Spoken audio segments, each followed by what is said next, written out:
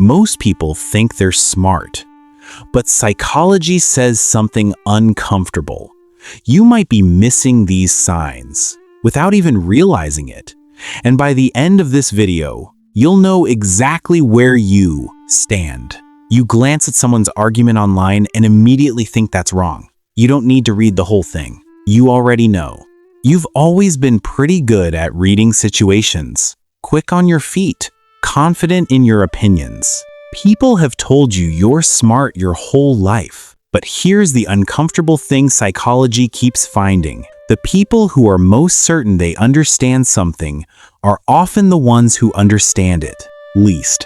And that's not an insult. That's just how the brain works. Most people think intelligence means knowing a lot, having fast answers, being articulate, winning arguments, remembering facts, doing well in school. And to be fair, those things matter.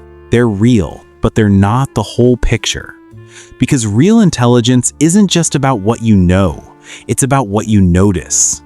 And the gap between those two things, that's where psychology gets interesting. There's a concept researchers call the Dunning-Kruger effect. You may have heard of it, but most people only know the surface version. Dumb people think they're smart. That's not quite it.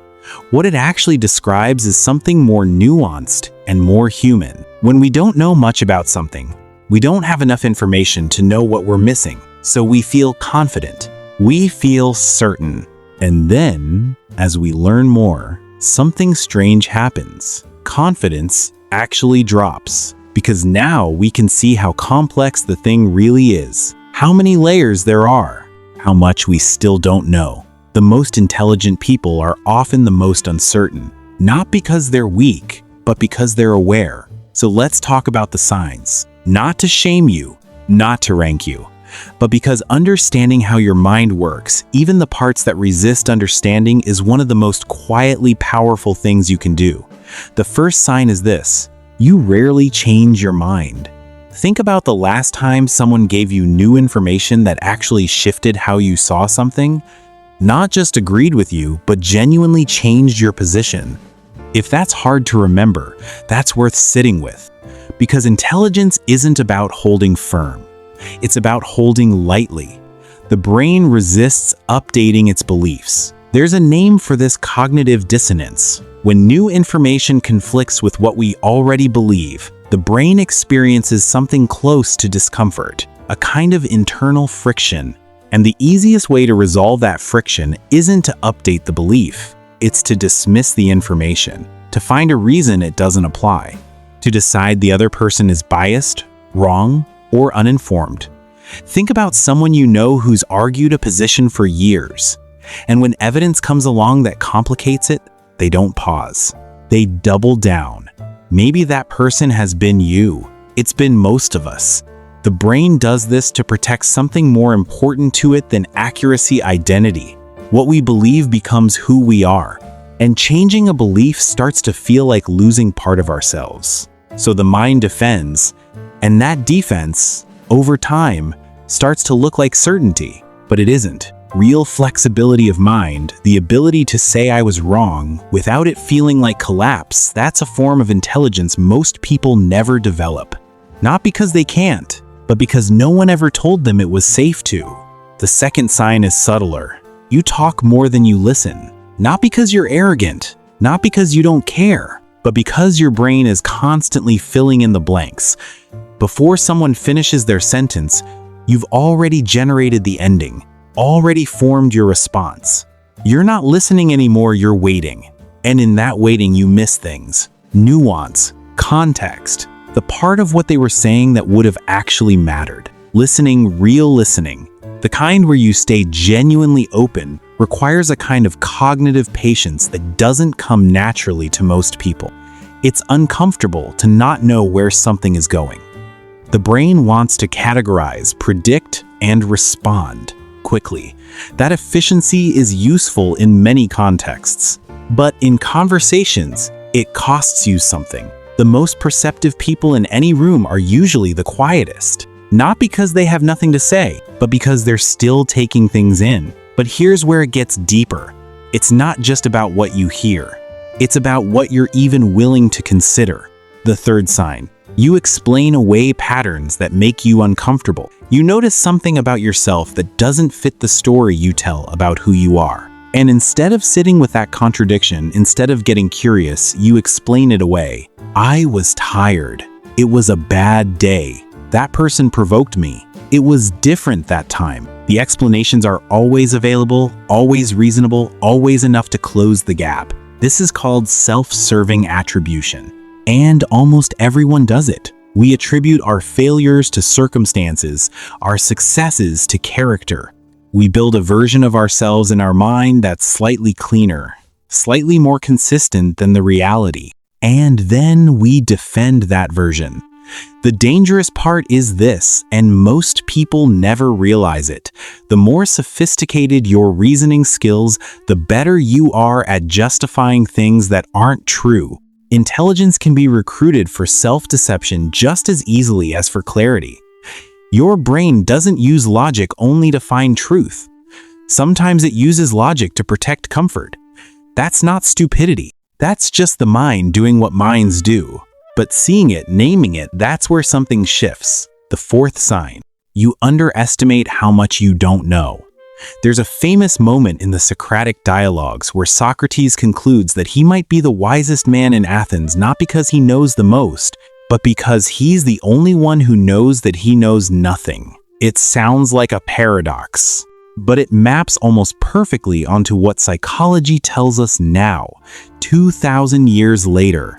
Expertise in one area can quietly expand in the mind until it feels like expertise in everything. You're good at your job, and slowly that competence starts to bleed into other domains.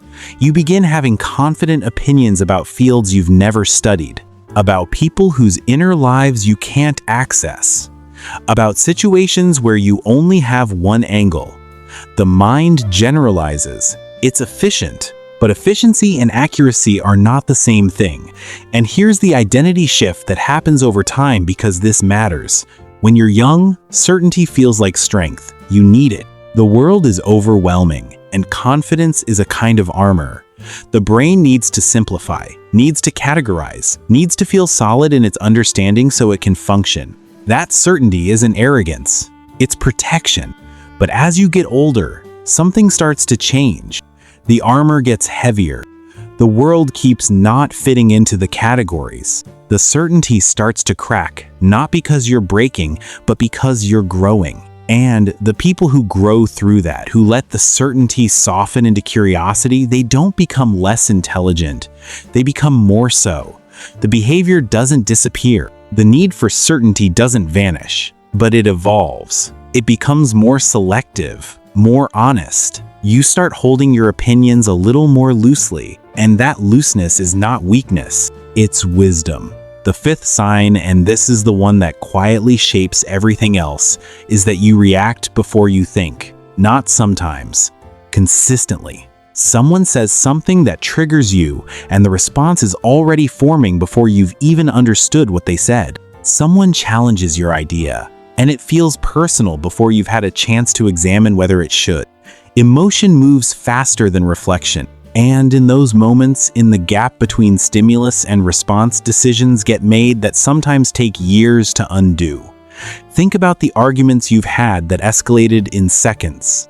The decisions made in heat that felt obvious in the moment and confusing in the morning. The brain's emotional system, fast, efficient, survival-oriented, doesn't wait for the thinking brain to catch up. It acts. And then the thinking brain, faithful and clever, arrives after the fact and builds a story that makes the reaction seem reasonable. This isn't a character flaw, it's a design feature. The brain reacts fast because sometimes fast is what keeps you alive. But most of modern life doesn't require that speed. And in the spaces where nuance matters, in relationships, in decisions, in understanding, speed is often the enemy of accuracy. Awareness is like a blanket the mind can learn to reach for, not to suppress the reaction, not to become cold or detached, but to create just enough space between the feeling and the action to ask, is this what I actually think? Is this who I actually want to be? That pause. That small, quiet, almost invisible pause. That's not a small thing. That's intelligence in one of its purest forms. And none of this, not a single thing in this video, means you are less than anyone. The brain patterns described here are not the markers of broken or inferior minds. They are the markers of a mind that developed in a world that rewarded confidence over curiosity, speed over depth, certainty over honesty. You were shaped by that world. So was everyone else. The difference isn't between smart people and less smart people. The difference is between people who have become willing to look at themselves honestly, gently, without collapsing, and people who haven't yet. And the fact that you're still watching, still listening, still here, that already tells you something. Intelligence isn't about having the right answers. It's about staying open to the questions. And once you understand that, really understand it, you don't become more certain. You become more free.